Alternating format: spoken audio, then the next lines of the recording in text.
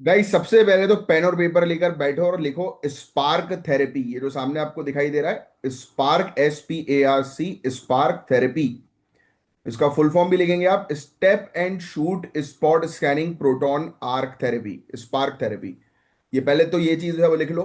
कल के लेक्चर 19 जून 2025 में एक MCQ था स्पार्क थेरेपी से रिलेटेड। और जब तक ये थेरेपी के बारे में आपको पता नहीं होगा ये आप MCQ नहीं सॉल्व कर पाओगे, और यहाँ पर डिटेल्स दी नहीं गई थी। तो मेरा काम है आपको प्रॉपर तरीके से चीजों को समझाना। तो आइए हम समझेंगे स्पार्क थेरेपी के बारे में। पहले जो बता रहा हूं वो ध्यान से सुनो।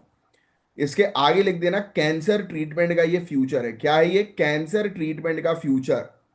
फ्यूचर ऑफ कैंसर ट्रीटमेंट एक ऐसी टेक्निक जो कैंसर को सटीक तरीके से ठीक कर सकती है बिना हेल्दी सेल्स को डैमेज किए। इसका नाम है स्पार्क थेरेपी। ठीक है, अब ये क्या है, कैसे काम करती है, आइए डिटेल में समझते हैं। फुल फॉर्म मैंने आपको बता दिया है इसका। एक और इसका मतलब होता है स्टीरोटैक्टिक प्रोटॉन आर्क थेरेपी। ये भी लिख लो, stereotactic proton arc therapy. STEREO, stereo tactic, TACTIC tactic, proton PROTON proton, ARC arc therapy, THERAPY। Next line में लिखो एडवांस्ड रेडिएशन थेरेपी है। एडवांस्ड रेडिएशन थेरेपी है, कैंसर पेशेंट्स के लिए यूज में आती है, ये बात आप जानते ही हैं। नॉर्मल रेडिएशन में एक्सरे यूज होता है, ठीक है, नॉर्मल जो रेडिएशन चलते हैं उसमें एक्सरे यूज होता है। लेकिन इसमें प्रोटॉन बीम का उपयोग होता है। किस क्या उपयोग होता है, नेक्स्ट लाइन में लिखो। इस थेरेपी में प्रोटॉन बीम का उपयोग होता है। It uses proton beam, PROTON proton, BEAM beam. Proton beam का उपयोग जो है वो होता है, राइट। जिसका फायदा ये है कि ये सिर्फ ट्यूमर तक जाता है, यानी कि जो कैंसर का जो सेल है सिर्फ उस तक जाएगा, और उसके बाद बॉडी को अफेक्ट नहीं करेगा, यानी कि हेल्दी सेल को अफेक्ट नहीं करेगा, राइट।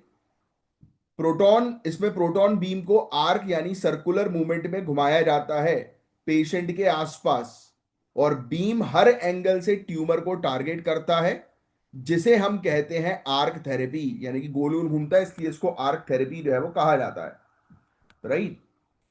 और जब आप इसमें स्टीरोटैक्टिक एलिमेंट्स ऐड करते हैं तो ट्रीटमेंट एक्यूरेट हो जाती है, जो कि सिर्फ कैंसर सेल डिस्ट्रॉय करती है और हेल्दी टिश्यूज को जो है वो सेव कर देती है।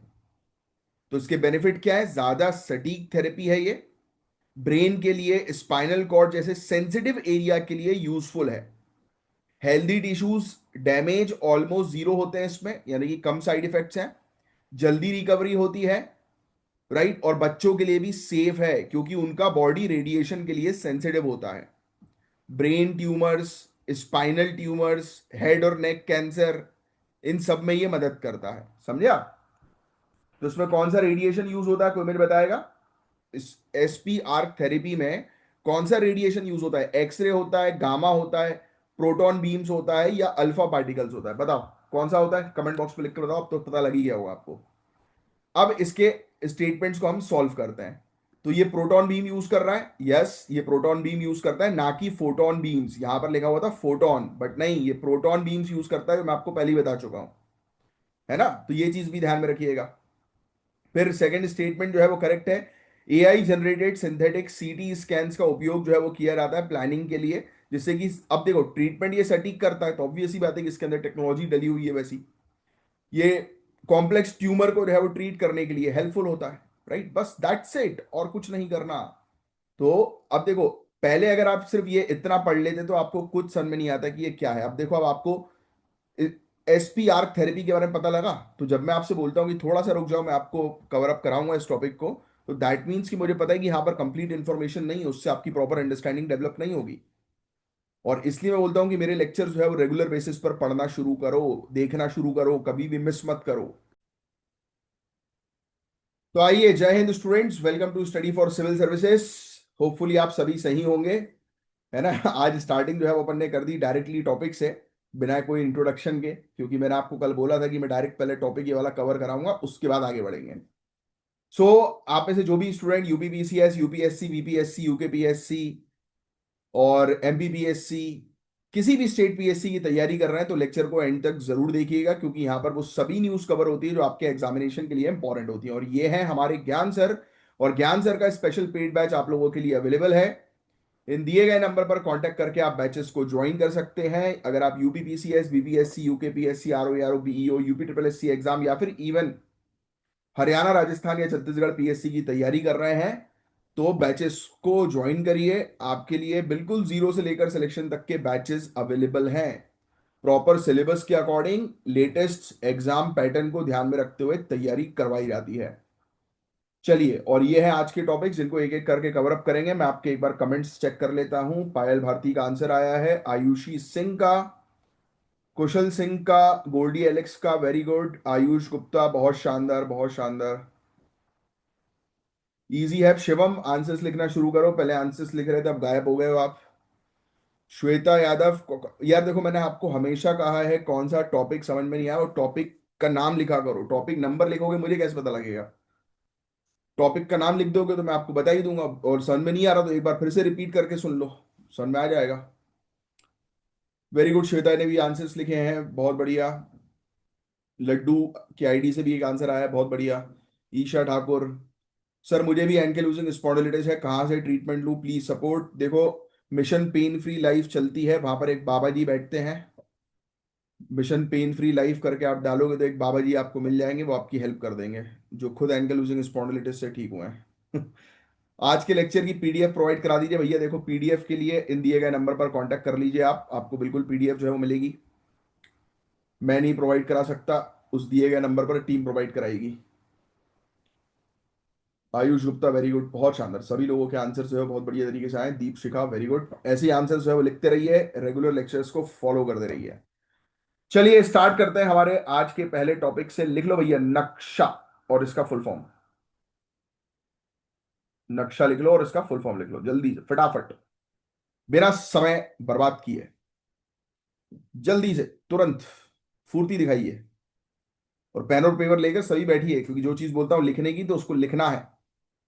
National geospatial knowledge based land survey of urban habitations, तोड़ते आइए इसको, तोड़ते हैं इस चीज को। नेशनल यानी कि राष्ट्रीय स्तर पर, geospatial knowledge based land survey. अब ये वाला पहले पॉइंट ये वाला पढ़ लो, अर्बन हैबिटेशन मतलब शहरी इलाकों में जो लोग बसे हुए हैं, राइट, आवास जहां पर लोग रह रहे हैं, उसका क्या कर रहे हैं हम लोग? लैंड सर्वे कर रहे हैं, यानी कि उसके भूमि का सर्वे कर रहे हैं, और उसका प्रॉपर क्या बनाया जा रहा है? डेटा जो है वो बनाया जा रहा है, जियो स्पेशियल नॉलेज क्रिएट की जा रही है उसकी। तो उसका ये प्रोग्राम है। मतलब सिंपल शब्दों में, शहरी इलाकों में जहां जहां पर लोग जो है वो रह रहे हैं, उसका एक बेसिकली डेटा तैयार हो रहा है, बस that's it, this is called नक्शा। आइए डिटेल में समझेंगे, सिर्फ इतना नहीं है, इस टॉपिक के अंदर काफी इंपॉर्टेंट टॉपिक है। एक डिजिटल जियो स्पेशियल इनिशिएटिव है जिसे लॉन्च किया गया है अर्बन लैंड रिकॉर्ड्स के मॉडर्नाइजेशन और रिफॉर्म्स के लिए। क्योंकि आज की डेट में देखो, जनरली ऑनलाइन चीजें जो है वो शिफ्ट हो रही हैं, हर एक चीज जो है, डेटा जो है वो ऑनलाइन जो है वो शामिल किया जा रहा है। तो उसको और सटीक तरीके से डेटा को जो है वो एक नेशनल डेटाबेस में शामिल किया जा रहा है, राइट। जैसे कि फॉर एग्जांपल, आप स्टेट वाइज जो है वो भूलेख, आपको शायद पता हो, नहीं पता तो मैं आपको एक्सप्लेन कर देता हूं। हर एक स्टेट की जो है वो एक अलग लैंड रिकॉर्ड की साइट्स होती हैं, राइट, जहां पर आप जाकर जो है वो पता लगा सकते हो कि किस व्यक्ति का जो है वो कौन सा प्लॉट है, किसके नाम पे ये फलाना प्लॉट रजिस्टर्ड है। अगर आपको उसका खसरा नंबर पता है, राइट, लोकेशन प्लॉट नंबर पता है, तो आप उसके थ्रू जो है वो उस वेबसाइट पर जाकर फाइंड आउट कर सकते हो, या नाम के थ्रू भी फाइंड आउट कर सकते हो। बहुत सारी अलग अलग फीचर्स होते हैं। अब क्या हो रहा है, अब ये नेशनल लेवल पर ये सर्वे कंडक्ट किया जा रहा है, ये रिकॉर्ड, ये डेटा जो है वो मेंटेन किया जा रहा है। क्यों कर रहे हैं ये नेशनल लेवल पर? For better policy making.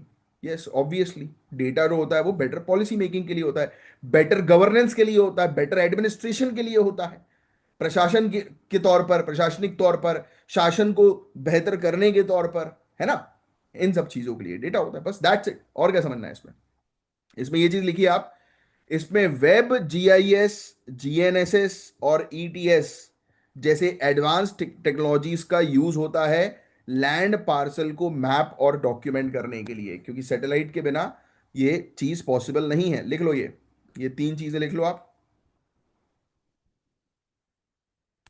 पहली लिखो GIS, GIS comma GNSS, GNSS का full form global navigation satellite system, global navigation satellite system, GNSS, global navigation satellite system.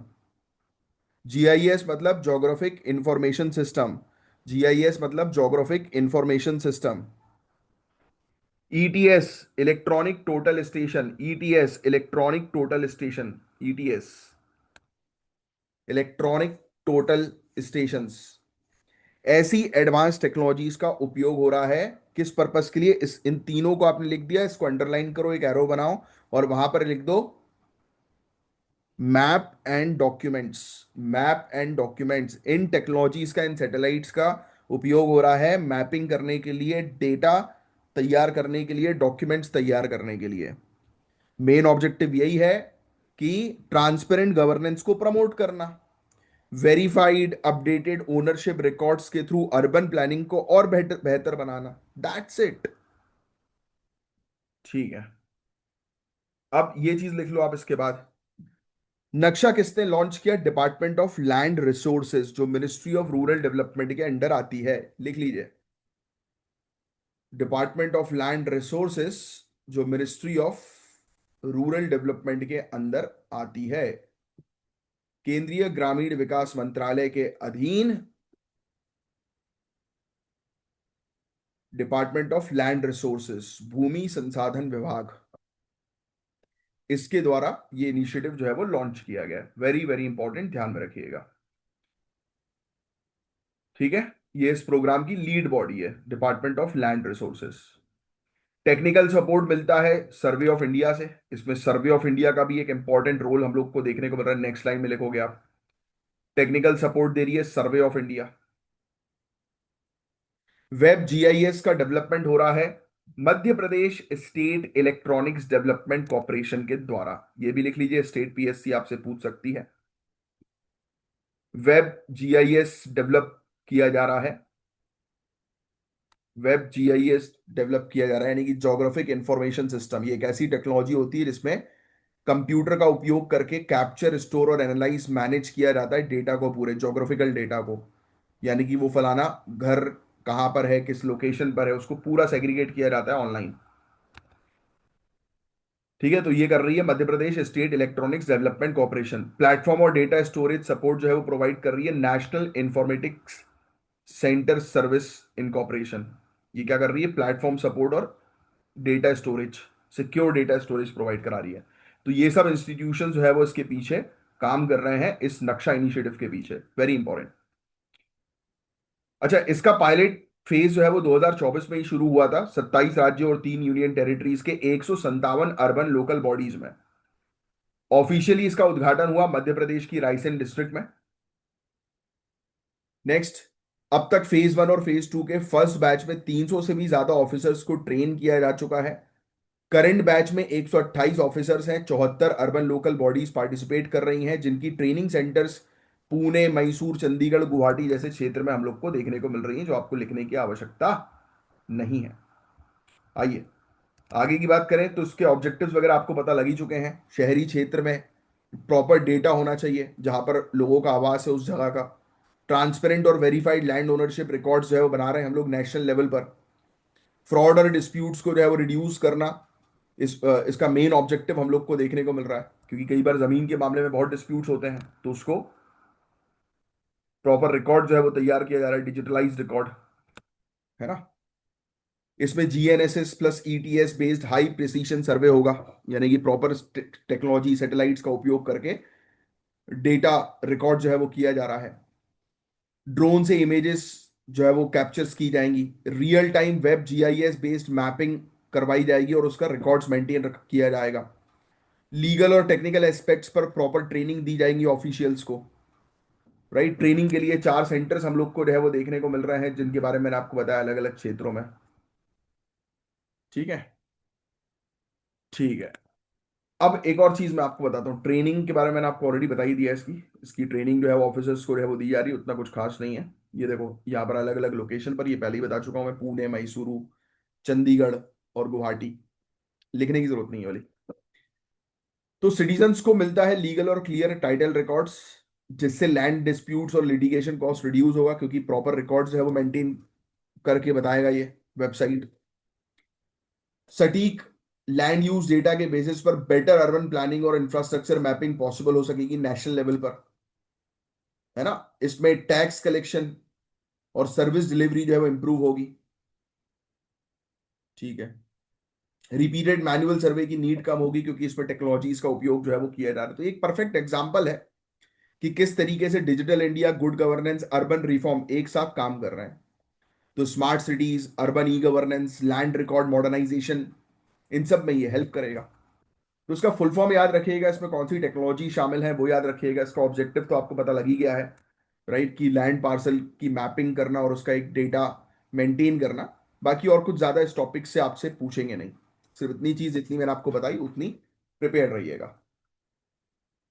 Again a very important topic जो आया है, हम discuss करेंगे rinder paste virus contaminant के बारे में। काफी इंपॉर्टेंट टॉपिक है, जीएस पेपर 2 का ये। रिंडर पेस्ट क्या होते हैं गाइस? रिंडर पेस्ट लिख लो पहले तो। रिंडर पेस्ट, पहले तो ये लिखना जरूरी है आपके लिए। रिंडर पेस्ट, कैटल प्लेग भी इसको कहते हैं, लिख लीजिएगा। रिंडर पेस्ट, कैटल प्लेग, मवेशियों की महामारी, लिख लो। कैटल प्लेग, मवेशियों की महामारी, कैटल मतलब बछड़े, गाय, ये।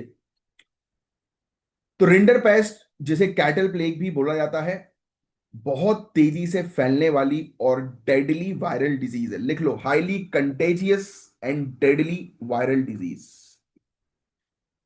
अत्यंत संक्रामक और घातक वायरल रोग। ये कैटल और रिमिनेंट्स को अफेक्ट करती थी। कैटल्स और रिमिनेंट्स को अफेक्ट करती थी। रिमिनेंट्स पता है ना, जो चबाते रहते हैं, जो गाय जैसे चबाती है, फिर गटक लेती है, फिर वापस माउथ में ले आती है। पढ़ा होगा आपने बायोलॉजी के अंदर। सेल्यूलोज का कॉन्सेप्ट होता है ना ये, बेटर तरीके से डाइजेशन के लिए। आइए आगे बढ़ते हैं। ये जी सनमाई, रिंडर पेस्ट क्या है? महामारी है। किल्लो कोरिए, गाय को, बछड़े को, ये रिंडर पेस्ट जो है ये रूमिनेंट वाले जो एनिमल्स जो होते हैं ना, कैटल्स वगैरह, उनको अफेक्ट करती है। अब ये मॉरबिली वायरस जीनस का हिस्सा है। ये भी लिख लेना, कौन से वायरस, कौन से जीनस का ये वायरस है? मॉरबिली वायरस जीनस का ये बिलोंग करता है, यानी कि ये वायरस की कैटेगरी।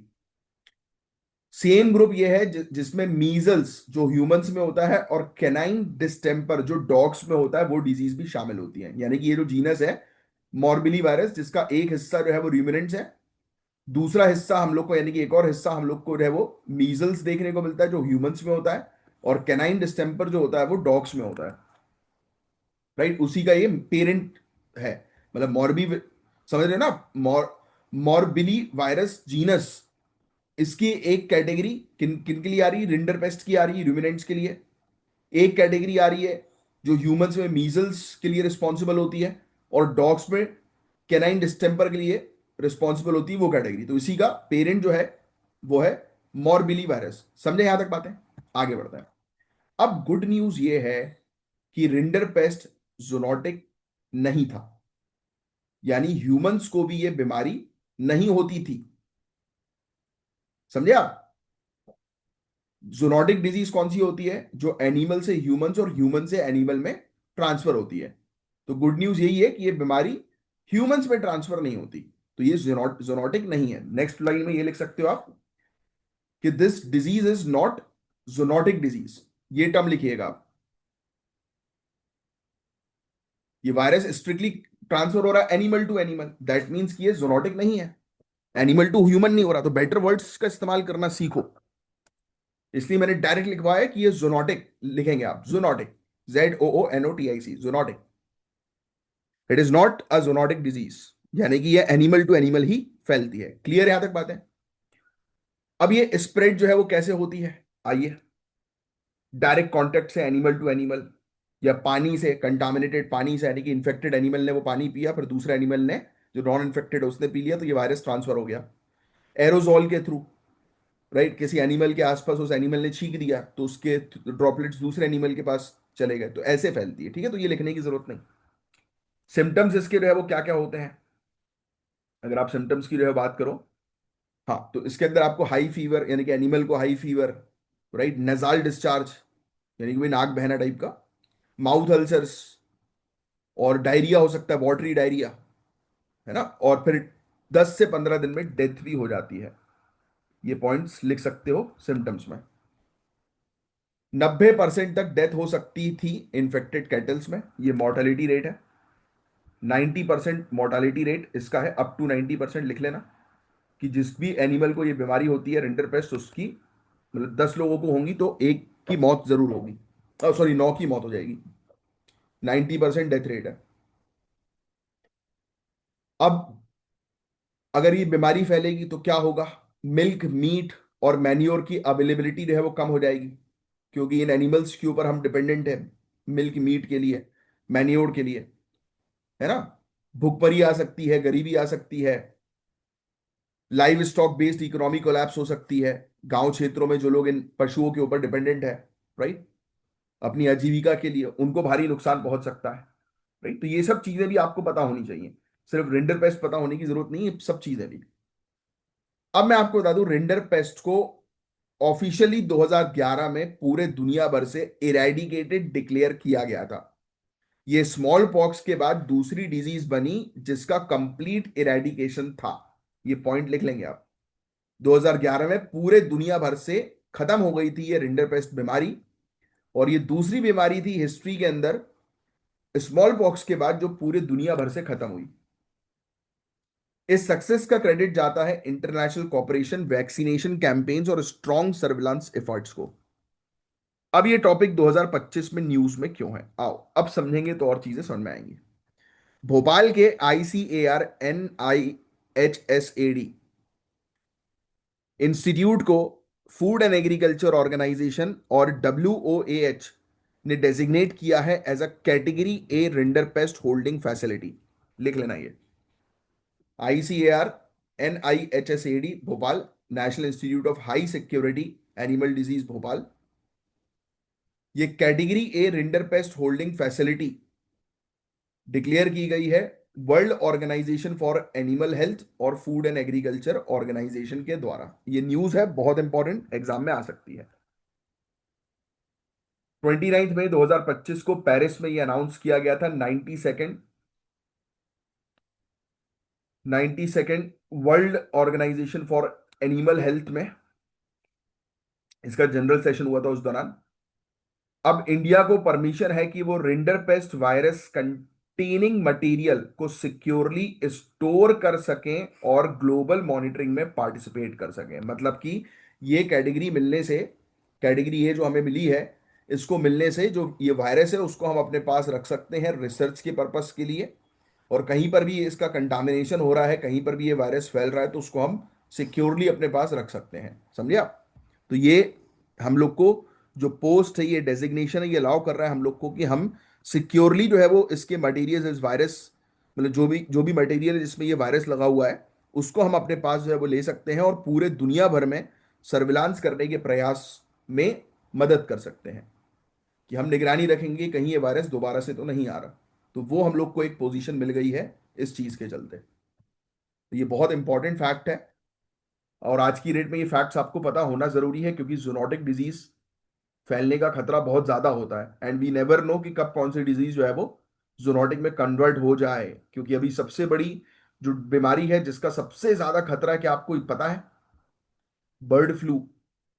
याद है कुछ लोगों को, हमने पहले पढ़ चुके हैं कि ये बर्ड फ्लू पहले माना जाता था कि सिर्फ और सिर्फ बर्ड्स में हो रही हैं, बट अब ह्यूमंस में भी इसके केसेस नजर आए हैं, जो कि बहुत ही ज्यादा घातक है। और अगर ये फैलता है तो ये एक नया महामारी का रूप जो है वो ले सकता है, एक नई, आप कह सकते हो कि डिजास्टर का रूप जो है वो ले सकता है। यस, तो ये चीज, तो ICAR का जो ये भोपाल की जो ये ब्रांच है, ये high bio safety level maintain करती है। प्रॉपर इसके प्रोटोकॉल्स हैं, इमरजेंसी प्रिपेयर्डनेस है इसकी, अगर कहीं पर भी ऐसी बीमारी फैलती है तो ये पहले से ही प्रिपेयर्ड है। और अब दुनिया के सिर्फ 6 ऐसी कंट्रीज में इंडिया आ रही है जिनके पास कैटेगरी 1 का स्टेटस है इस रिंडर पेस्ट को लेकर। तो ये बहुत इंपॉर्टेंट फैक्ट है जो आपको थोड़ा सा ध्यान में रखना है। और फ्यूचर में ये ग्राउंड वर्क बन सकता है कैटेगरी 2 के लिए, जहां वैक्सीन प्रोडक्शन भी पॉसिबल होगा। तो अभी हम लोग मॉनिटरिंग कर रहे हैं, फिर आगे चल के वैक्सीनेशन पर भी हम काम करेंगे। ठीक है भाई, बस इतना, बस आपको रहे वो समझना था, इतनी चीजें लिखनी थी, बाकी ये सब चीजों की उतनी इंपॉर्टेंस नहीं है, जो मैं आपको बता चुका हूं ऑलरेडी। अब जो ये टॉपिक आ रहा है इसके अंदर ही दो टॉपिक छुपे हुए हैं। एक तो टॉपिक सेंसस से जुड़ा हुआ है और एक टॉपिक CLNDA से छुपा है, से रिलेटेड है। आइए डिस्कस करेंगे। रजिस्ट्रार जनरल ऑफ इंडिया ने नोटिफिकेशन दिया है कि सेंसस 2027 डिजिटल मोड में होगा, ये बात आप जानते ही हैं। यानी कि इसमें मोबाइल टूल्स का उपयोग किया जाएगा और सेल्फ एन्यूमरेशन के ऑप्शंस भी इसमें शामिल हैं, जो आपको मैं पहले भी पढ़ा चुका हूं कि आप खुद से जो है वो अपना कंडक्ट कर सकते हो सेंसस। लिख लो भैया, रजिस्ट्रार जनरल ऑफ इंडिया ने ऑफिशियल नोटिफिकेशन दे दिया है, 2027 में सेंसस कंडक्ट होगा और पहला डिजिटल सेंसस है ये बात आप भी जानते हैं, राइट। और ये चीज एग्जामिनेशन में आएगी ही आएगी। ठीक है, रेफरेंस डेट लिख लेना आप, 1 मार्च 2027। रेफरेंस डेट है 1 मार्च 2027, इससे पहले जो है वो कंप्लीट करना है। ये पहले भी लिखवा चुका हूं यार मैं, याद आ रहा है? लिखवाया ना मैं? मुझे कंफर्म कर दो कमेंट बॉक्स पे। पहले भी करवाया ना मैंने आपको, 1 मार्च 2027, बट 1 अक्टूबर 2026 तक लद्दाख, जम्मू कश्मीर, हिमाचल प्रदेश, उत्तराखंड में कंप्लीट हो जाएगा। क्योंकि स्नो बाउंडेड एरियाज होते हैं ना, वहां पर फिर डिफिकल्टी आती है बाद में, बर्फ जम जाती है ना, फिर डिफिकल्ट हो जाता है वहां पहुंचना। तो स्नो बाउंडेड एरिया में 1 अक्टूबर 2026 तक सेंसस कंप्लीट हो जाएगा और बाकी रेस्ट ऑफ द इंडिया में 1 मार्च 2027 से पहले करना है।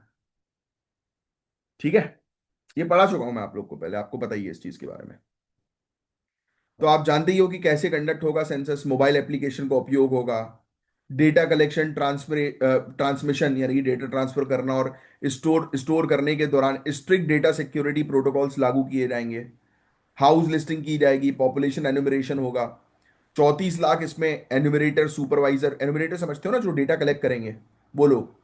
और करीब 1,30,000 सेंसस ऑफिसर्स इसमें जो है वो शामिल है, यानी कि बहुत बड़ी टीम है जो मिलकर जो है वो पूरा ये काम जो है वो करेगी। अब आधी आधी इंफॉर्मेशन कभी ऊपर लिखी, कभी कभी इधर लिखी हुई है, एक बार में पूरा खत्म करना चाहिए ना भाई। देखो, ये मुझे लग रहा है कि ये अलग अलग टॉपिक्स थे, वो एक ही में इन्होंने मिक्स कर दिया, बट ठीक है, मेरा तो काम है भाई आप लोग को तरीके से पढ़ाना।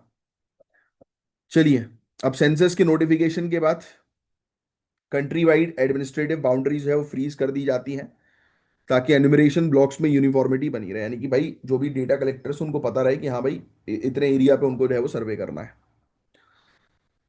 ठीक है, आइए अब दूसरे टॉपिक की तरफ बढ़ते हैं। ये टॉपिक आपके लिए इंपॉर्टेंट, मेन तो ये टॉपिक था भाई, ये पता नहीं फालतू मुझे लग रहा है कि गलती से कॉपी पेस्ट हो गया उनसे, बट कोई बात नहीं, चलो, होता रहता है।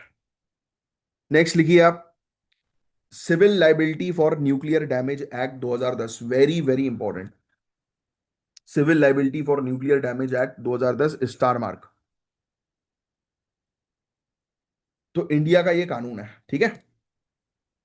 इसके अंडर ऑपरेटर जो होता है, यानी कि जिसका वो न्यूक्लियर प्लांट है, राइट, जिसने वो प्लांट लगाया है, न्यूक्लियर प्लांट, जो ऑपरेटर है, प्लांट का ओनर, वो कोई भी डैमेज के लिए लायबल होगा, राइट। जैसे कि मैंने अपना एक न्यूक्लियर प्लांट चालू किया, अगर कोई डैमेज होगा तो I will be responsible for that damage.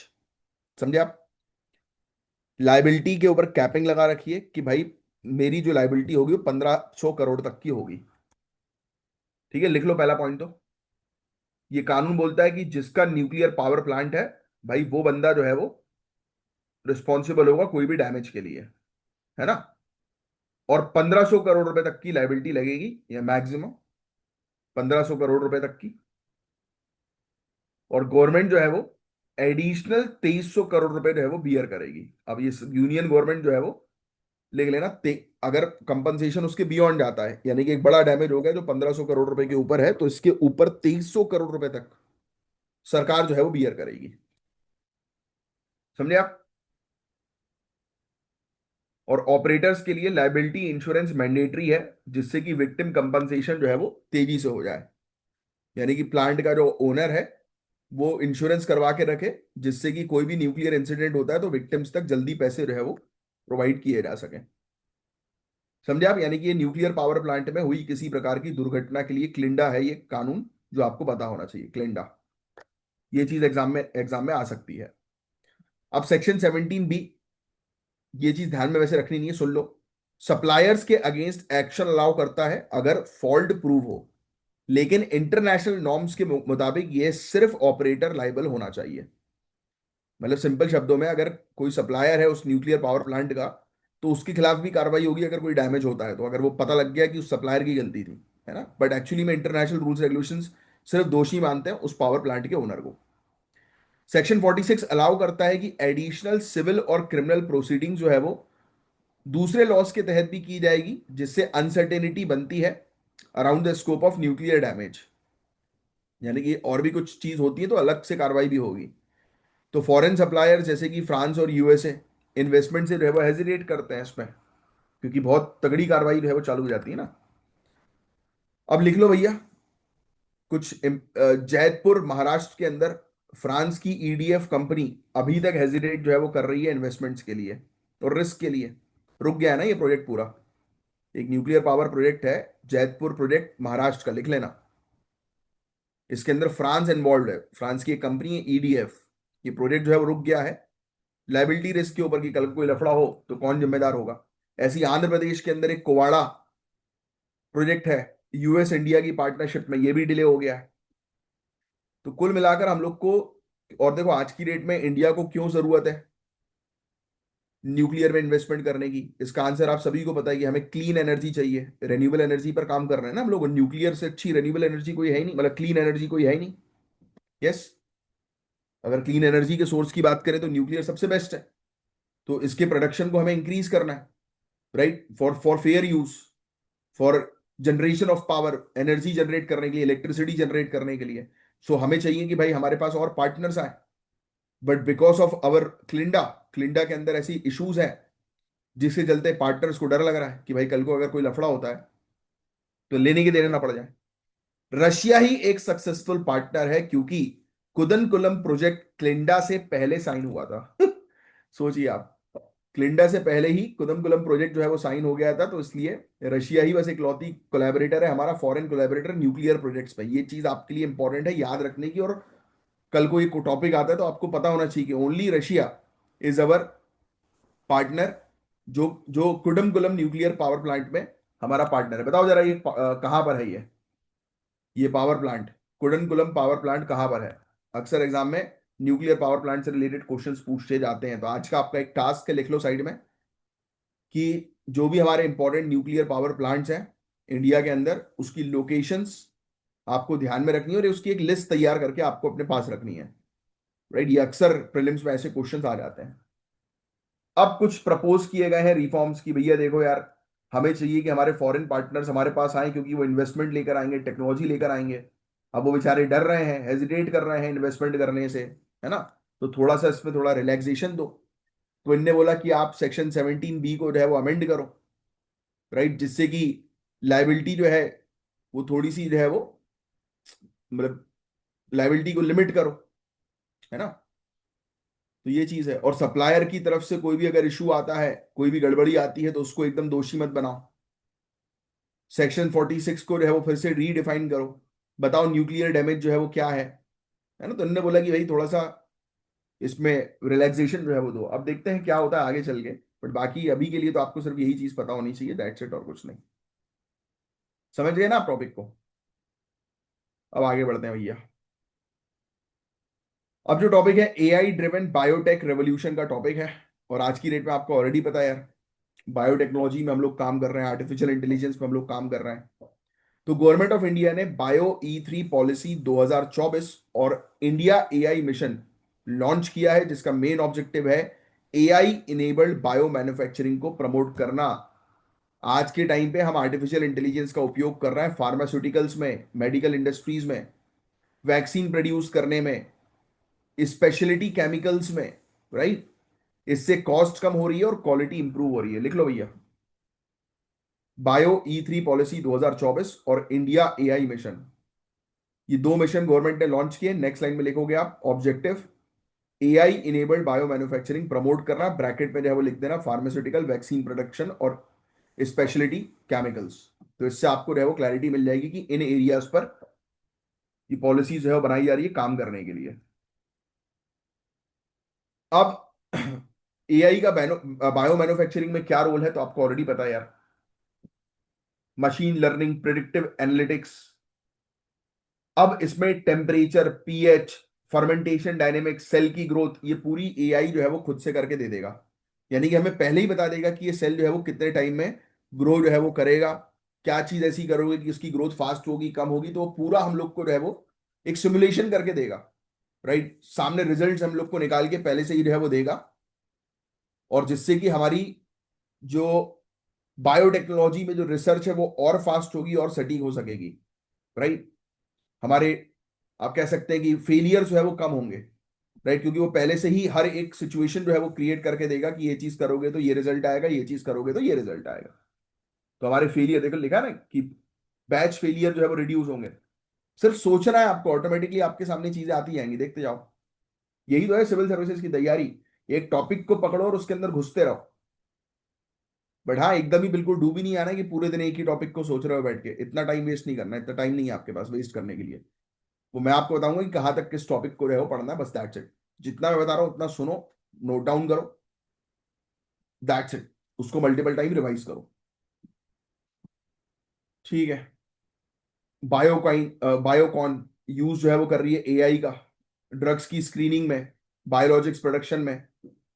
Strand life science genomics और डायग्नोस्टिक्स पर काम कर रही है। विप्रो और टीसीएस ड्रग डिस्कवरी और क्लिनिकल ट्रायल्स में एआई का उपयोग जो है वो कर रहा है। तो आज की डेट में बड़ी बड़ी सभी जितनी भी कंपनीज हैं, तो वो एआई का उपयोग जो है वो कर रही हैं।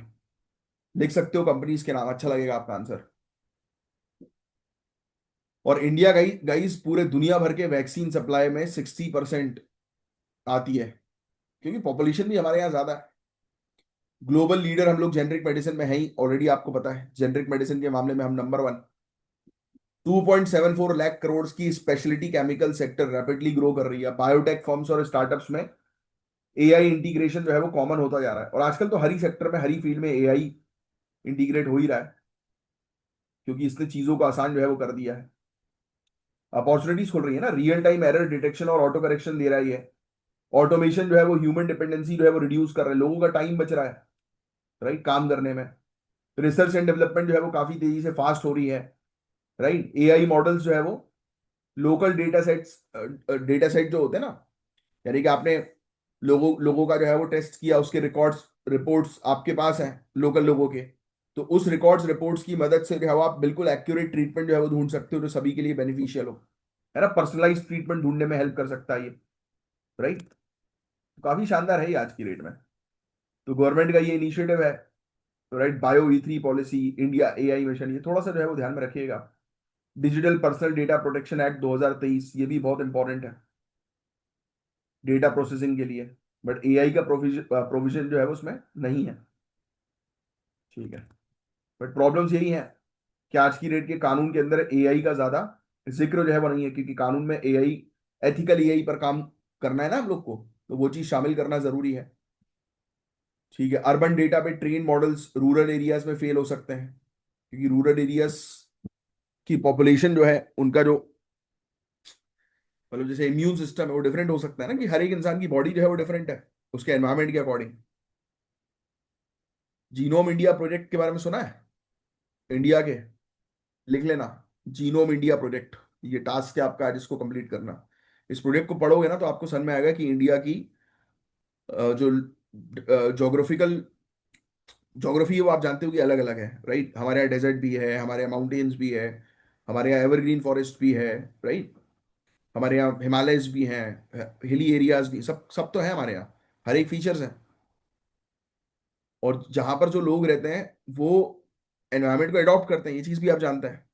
उस अकॉर्डिंग उनकी बॉडी का स्ट्रक्चर और बॉडी में चेंजेस रहते हैं। तो इसलिए हर दवाई जो है वो सब इंसान को सूट नहीं करेगी। ये जीनोम इंडिया प्रोजेक्ट पढ़ोगे ना, तब आपको ये चीज जो है वो समझ में आएगी कि अरे हाँ, ये चीज है कि हर एक की जेनेटिक्स जो है वो डिफरेंट है, उस अकॉर्डिंग दवाइयों का असर भी डिफरेंट होगा।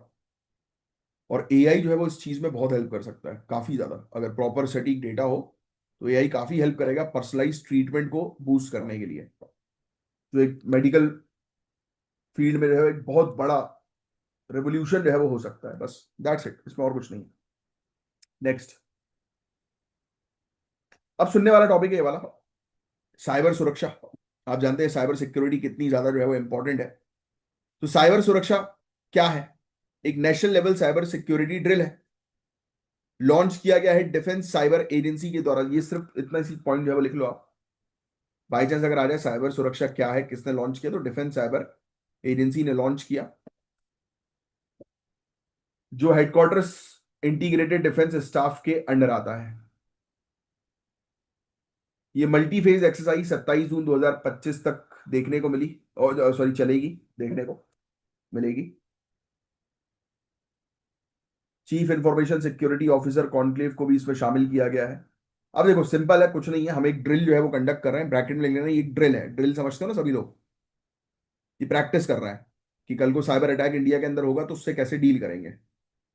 तो नेशनल साइबर रेजिलियंस को मजबूत करना, सिमुलेटेड साइबर थ्रेट्स, यानी कि हम जानबूझकर साइबर थ्रेट्स हमारी तरफ जो है वो फेंकेंगे और उसको हमारे ऑफिशियल जो है वो डील करने पर काम करेंगे। इसमें स्ट्रक्चर ट्रेनिंग मॉड्यूल्स होंगे, लीडरशिप एंगेजमेंट होगी कि लीडर्स जो है वो कैसे डिसीजंस लेते हैं, राइट। तो ये एक्सरसाइज मिलिट्री और स्ट्रेटेजिक डोमेन्स में सिक्योरिटी फर्स्ट माइंडसेट को प्रमोट करती है, समझे। रियल वर्ल्ड बहुत सारी चीजें इसके अंदर होगी, लिखने की आपको जरूरत नहीं है। रियल वर्ल्ड प्रेशर सिचुएशन का सिमुलेशन इसमें होगा, थ्रेट को आइडेंटिफाई किया जाएगा, राइट। साइबर थ्रेट डिटेक्ट किया जाएगा, इंसिडेंट को एनालाइज किया जाएगा, किस तरीके से क्राइसिस में रिस्पॉन्ड जो है वो करना है वो देखा जाएगा। 100 से ज्यादा पार्टिसिपेंट जो है वो नेशनल सिक्योरिटी और डिफेंस एजेंसीज के पार्टिसिपेट कर रहे हैं। लीडरशिप ट्रेनिंग भी हो रही है, जैसे कि टॉप लेवल ऑफिसर जो है उनको जो है वो डिसीजन जो है वो ले सकें साइबर थ्रेट के अगेंस्ट, क्विक डिसीजन ले सकें। इस एक्सरसाइज में एक और इंपॉर्टेंट कंपोनेंट है सीआईएसओ कॉन्क्लेव, यानी कि chief information security officer conclave, जहां टेक्निकल और पॉलिसी लेवल कोऑर्डिनेशन होता है। इसका गोल है कि टेक्निकल साइबर कैपेबिलिटीज और नेशनल लीडरशिप के बीच जो है वो इंटीग्रेशन जो है वो करना। तो आप जान ही रहे हो गाइस कि इंडिया की मिलिट्री और सिक्योरिटी एजेंसी जो है ना वो बहुत तेजी से जो है वो डिजिटल होती जा रही हैं। तो साइबर सुरक्षा ऐसे जो ड्रिल्स है ना, तो ये हमें हेल्प करेंगे काफी ज्यादा। ठीक है, तो ये चीज थोड़ी सी जो है ध्यान में रखिएगा। डिफेंस साइबर एजेंसी से रिलेटेड फैक्ट लिख लो, ये ट्राई सर्विस ऑर्गेनाइजेशन है, मिनिस्ट्री ऑफ डिफेंस के अंडर आती है। इंडिया की मिलिट्री साइबर सिक्योरिटी ऑपरेशंस को देखने का काम और स्ट्रेटजीज बनाने का काम इसका होता है, कि कल को हमारे ऊपर अटैक होता है तो यही एजेंसी जो है वो डिफेंस साइबर एजेंसी वो स्ट्रेटजी बनाती है, याद रखना। ठीक है, इंडियन आर्मी नेवी एयरफोर्स के साथ कोऑर्डिनेट भी करती है ये। 2012 के नरेश चंद्र टास्क फोर्स, ये भी लिखना आप, उन्होंने इस चीज को रिकमेंड किया था। बस ठीक है, सीईआरटी के अकॉर्डिंग, मतलब यानी कि जितनी भी डिफेंस से रिलेटेड चीजें होती हैं तो उसमें ये कोऑर्डिनेशन का जो है वो काम करती है सभी एजेंसीज के साथ नेशनल लेवल पर। बस दैट्स इट, और कुछ नहीं है इसके अंदर। एफएटीएफ, इसका आंसर आप ही देंगे। एफएटीएफ की ग्रे लिस्ट होती है, ब्लैक लिस्ट होती है, डार्क ग्रे लिस्ट भी होती है, पता है? काफी सारे लोगों को इसकी डार्क ग्रे लिस्ट के बारे में नहीं पता। इसका आंसर आप लोग देंगे। नेक्स्ट, क्या है ये? Grand cross of order of Makarios 3। हाँ, ये भी लिख लेना भाई, पहले तो ये लिख लो आप, grand cross of the order of Makarios 3।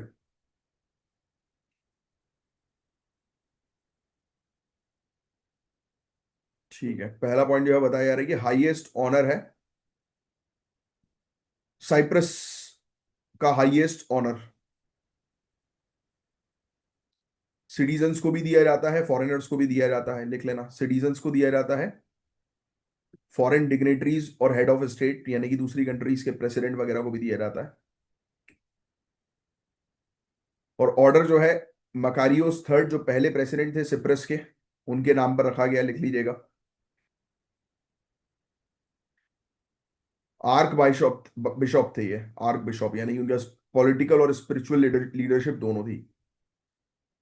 ठीक है, बस ये दो चीज बस आप लिख लो, दैट्स इट, बाकी तीसरी वाली इंपॉर्टेंट नहीं है उतनी।